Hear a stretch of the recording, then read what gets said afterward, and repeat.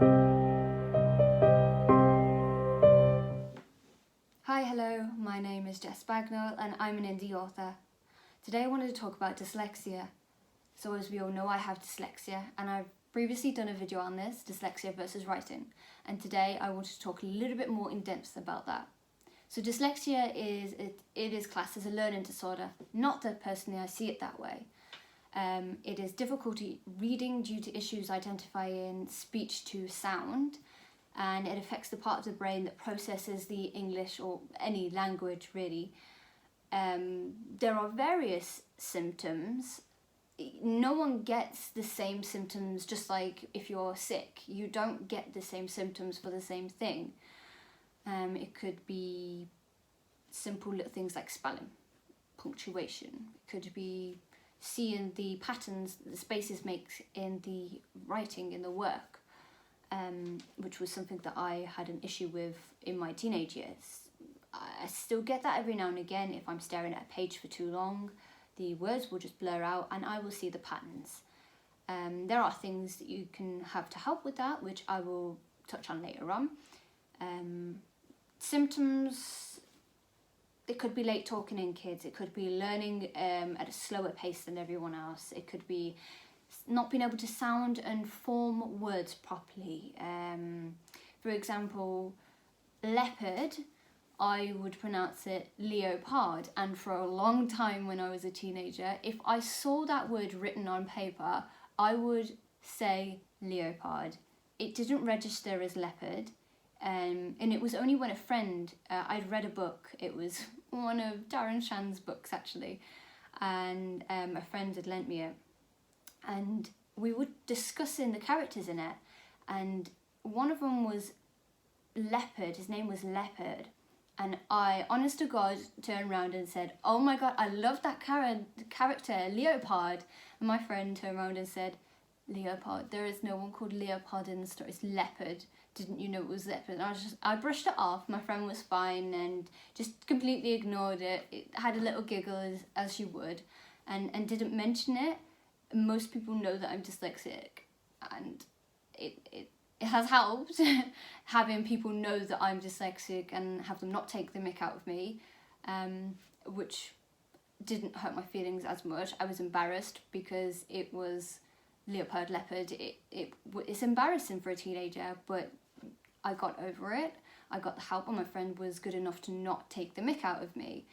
The other symptoms could be problems remembering patterns, numbers, colours, letters, things like sequences, which can go into a little bit of dyscalculia as well, which I have a smidge more of, but it's more with letters and colours, which is why I am better off using a green overlay or green screen on my work. So when I'm writing on Word or Google Docs is what I use, I will set the page set up for a green background, and sometimes that won't work for me and I'll switch up and use blue.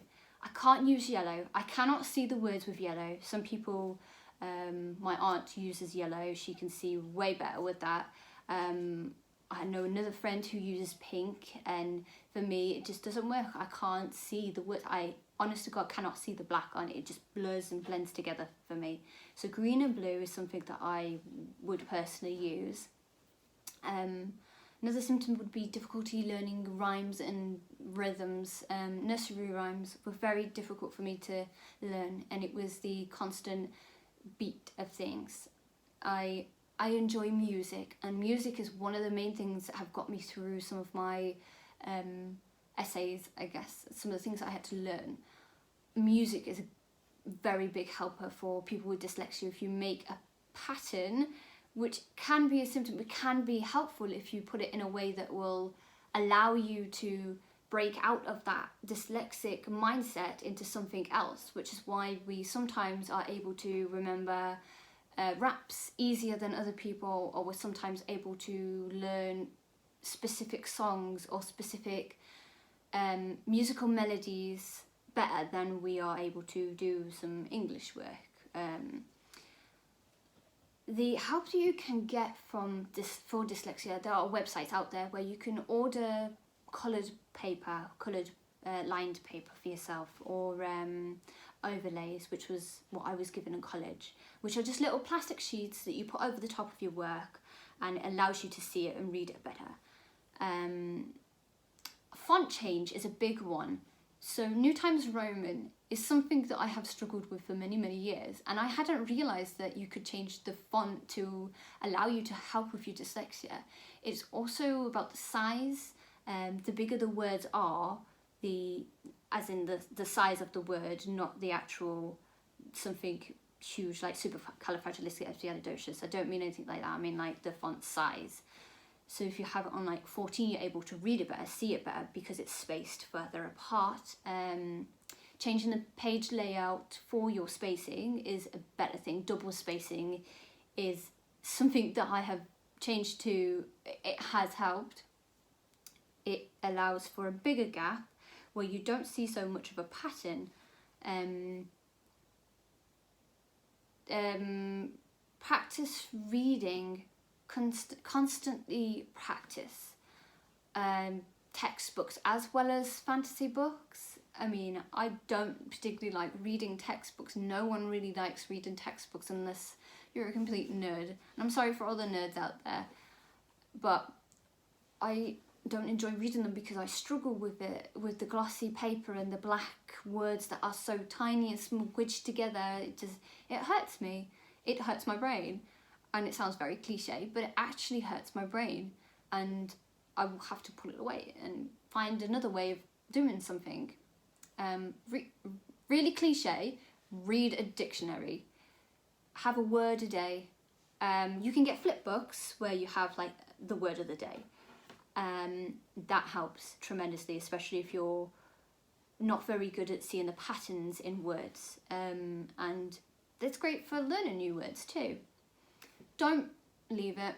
If you feel like you have dyslexia, or someone in school or college has told you have dyslexia or a potential to be dyslexia, allow yourself to ask for help. Never be afraid to ask for help. There is always something out there. Anybody is available to help you online.